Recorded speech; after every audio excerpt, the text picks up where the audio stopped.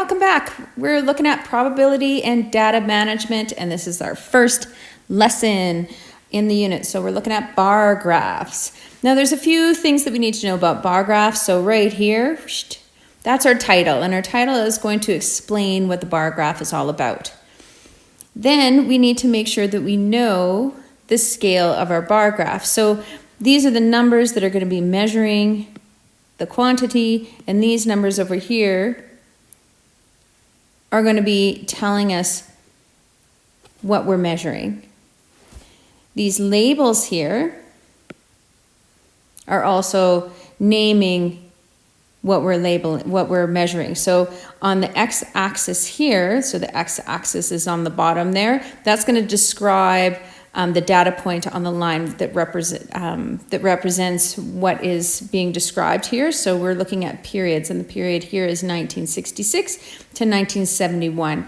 On the side here, that label is telling us that we're looking at the number of immigrants that have come into Canada, and we're looking at this thousands. So this is 200,000, okay? And then the bars themselves is going to measure that data, so how much. Okay, so looking at this bar graph, can we tell from the bar graph how many immigrants arrived in Canada in 1992? So if we look down here and we find where 1992 would fit, it's in here. So no, the data on the horizontal line is grouped in years of 5-year periods. Something else that I want you to notice is the overlap. So right here it says 1991 and 1991 there. So it's important to know when those stop and start.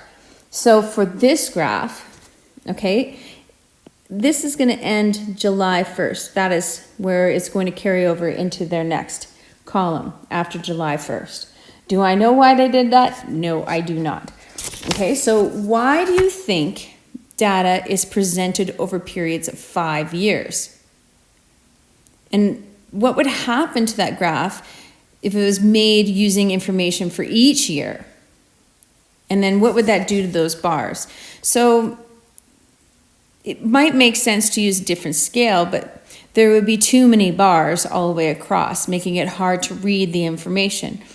But on the other hand, the graph might be more precise because the scale would be smaller, and we would be able to go, oh, in 1992, there was this many immigrants. So it's important to think of these things when you're making your own bar graphs.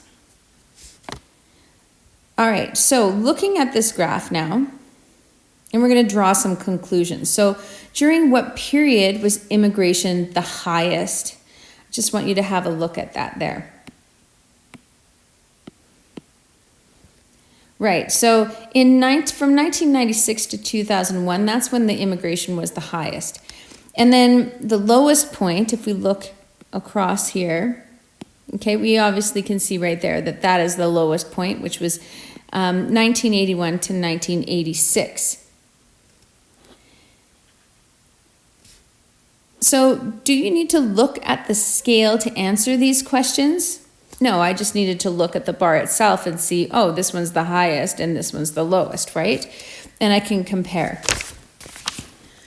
Now, during which period was there a drop in the immigration rate that was more than 200,000 from the previous year? So if I look here, I know for sure this is 1 million, like above 1 million, and this is below 800,000. So this would be where that biggest drop is.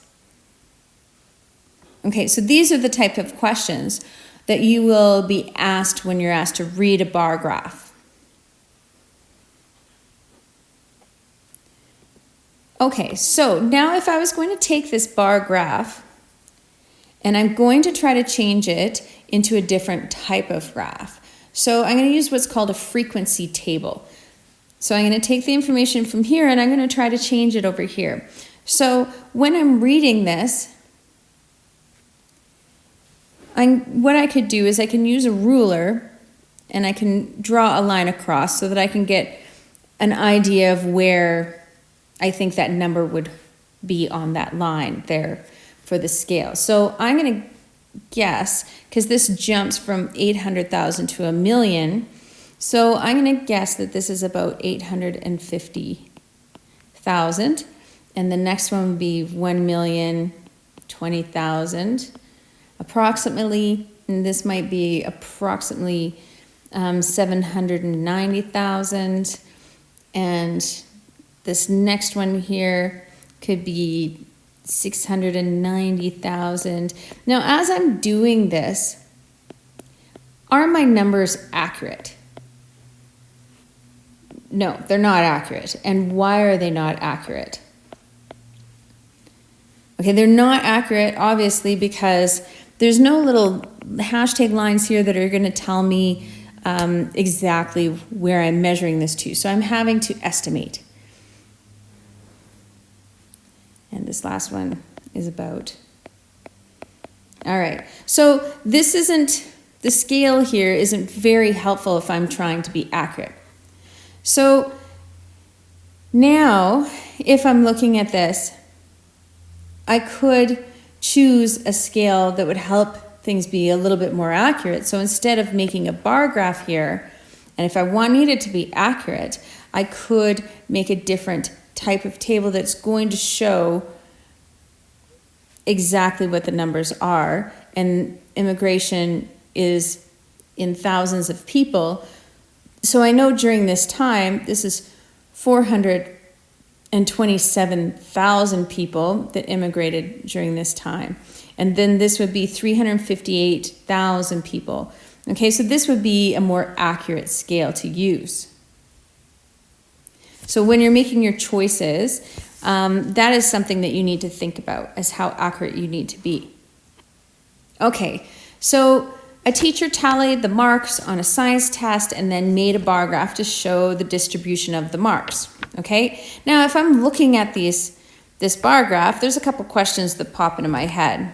Okay, why does a quick glance make it look as though the number of students that got a B is twice as much or 3 times as much as the number of students that got an A?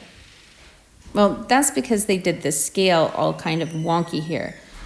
So thinking about that, why is it important that each interval on the horizontal axis, this axis here, the x-axis, represent the same number of students? So how would I fix this?